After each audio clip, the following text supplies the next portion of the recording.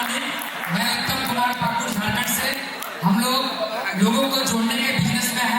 हमारे अंदर जो छोटी छोटी कमी है उसको मैं पूरा करने के लिए आया हूँ। धन्यवाद। माय रिचार्ज मॉर्निंग दोस्तों, माय रिचार्ज मॉर्निंग।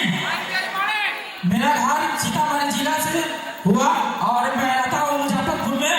और ये पहले हम टाटा स्काई का काम करते थे और अगर सर ने हमें बताए तो हम इस लाइन में आए।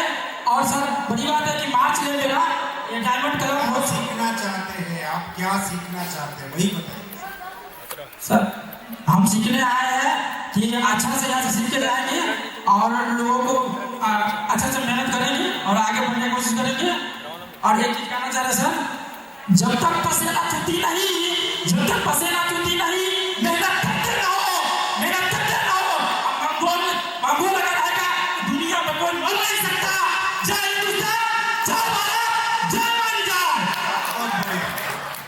মাইনার আজবেলা মর্নিং সবাইকে। আমি অত্যন্ত হাওড়া জেলায় একটা ছোট্ট গ্রাম, চাষি ঘরের ছেলে। আমার জীবনে একটাই স্বপ্ন যে কি করে কম সময়ের মধ্যে 1 লাখ টাকা ইনকাম করা যায়, এটা শিখতে এসেছি। আর আমার টিমের সকলকে 50,000 টাকা ইনকাম করার জন্য, সেইটার জন্য আমি আসছি।